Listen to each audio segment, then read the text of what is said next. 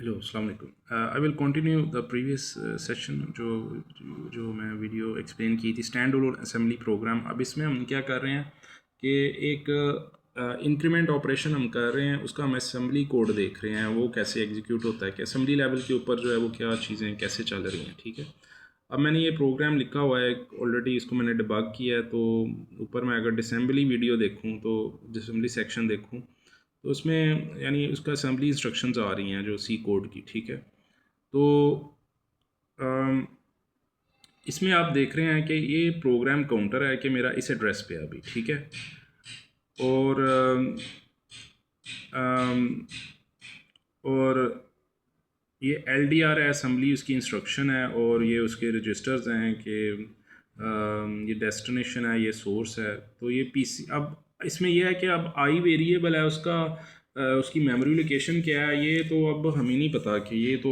जो कंपाइलर है उसने खुद ही डिसाइड किया है कि मैंने उसकी लोकेशन क्या रखनी है सूटेबल जो है। ठीक है, तो इसलिए जो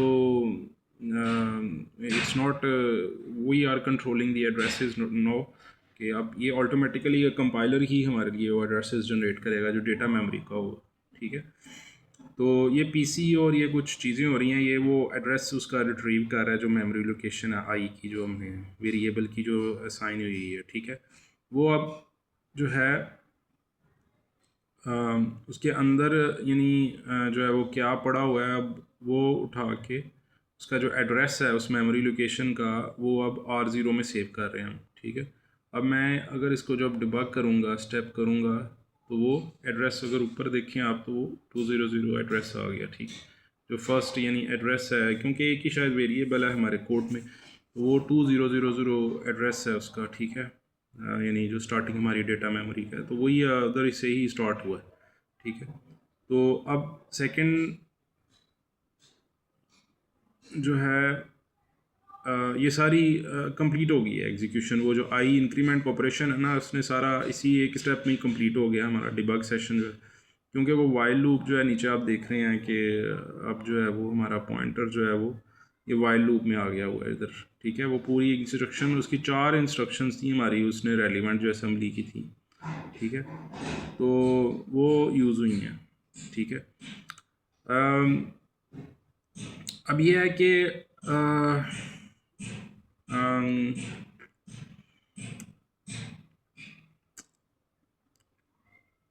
अब इसमें जो एल डी आर है वो आर यानी पहले उसमें क्या किया, उसकी मेमोरी लोकेशन हुई है कॉपी, फिर उस मेमोरी लोकेशन से डेटा मैंने उठाना है R1 में रखा है। ठीक है, और फिर R1 में मैंने इंक्रीमेंट कर दिया उसी रजिस्टर को। ठीक है, और फिर वही जो R1 का रिज़ल्ट है मैंने R0 सेम मेमोरी लोकेशन पे जाके प्लेस कर दिया। ठीक है, यानी हुआ क्या है कि मेमोरी लोकेशन का पहले एड्रेस उठाया गया। ठीक है, we don't know, the programmer doesn't know. ठीक है, जो सी का प्रोग्रामर है तो वो ऑटोमेटिकली आपका जो प्रोग्राम काउंटर है या जो भी इसका यानी कोड जनरेट हुआ है उसने R0 रजिस्टर में डाला, उसका एड्रेस डाला, उस एड्रेस को हमने रेफ़र किया RDR के ज़रिए और डेटा उधर से पकड़ के R1 में डाल दिया। अब ये है कि उसको इंक्रीमेंट किया और फिर दोबारा रिज़ल्ट जो है वो उसमें स्टोर कर दिया उसी मेमोरी लोकेशन में।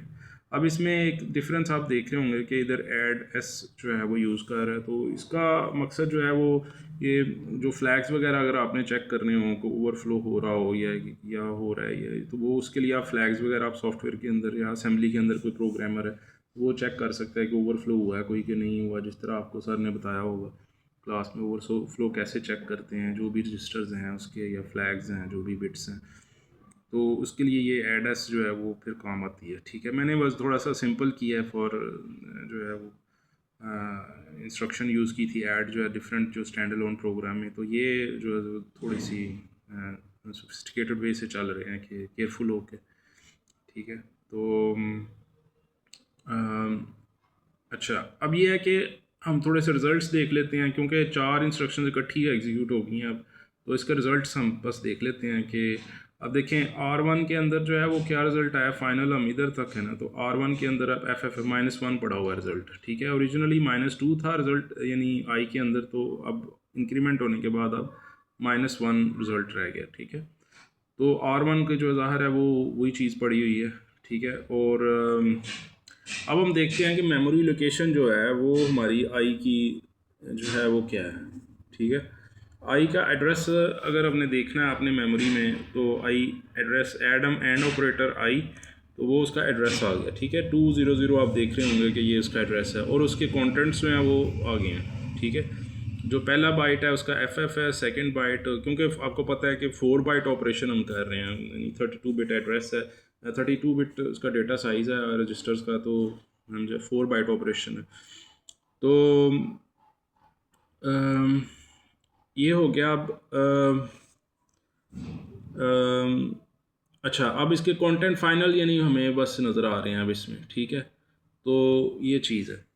अब अगर सिर्फ हमने यानी आई टाइप किया तो उसके कंटेंट्स आ जाएंगे, लेकिन आप एड्रेस डालेंगे तो वो ज़्यादा आपको यानी एड्रेस भी उसका देगा और उसके अंदर कंटेंट्स क्या हैं वो भी आपको बता देगा। ठीक है, तो अम, तो इस तरीके से हमें यानी हमें देख लिया कि हम जब वो कोई सी कोड जनरेट कर रहे होते हैं उसके रेलिवेंट असेंबली कोड क्या जनरेट होता है, और वो इंटरनली कितनी इंस्ट्रक्शंस होती हैं। हालांकि हमने एक इंस्ट्रक्शन लिखी है, लेकिन उसके रेलिवेंट जो है वो कितनी, जो ARM की प्रोसेसर की इंस्ट्रक्शंस हैं, असेंबली इंस्ट्रक्शंस, वो कितनी ज़्यादा यानी एग्जीक्यूट हो रही हैं।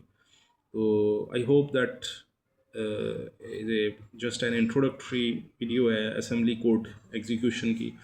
तो आई होप के दैट्स क्लियर कि हम जो हाल कोड जनरेट करते हैं एक्चुअली असेंबली लेवल के ऊपर किस तरह कोड होता है, और एक स्टैंड अलोन अगर आपने असेंबली कोड असेंबली प्रोग्राम लिखना हो तो वो एज ए कैसे आप स्टार्ट आप कैसे कर सकते हैं। तो I stop here and I hope doctor Irfan sahab जो आपको पढ़ा रहे हैं, we are trying to make it clear for you कि आप जो थ्योरी में पढ़ रहे हैं वो चीज़ें आपको प्रैक्टिस करके आपको रियल प्लेटफॉर्म में आप चीज़ें देख सकें जो है कि रियल हार्डवेयर के साथ। Thank you very much for your patience and अल्लाह हाफिज़।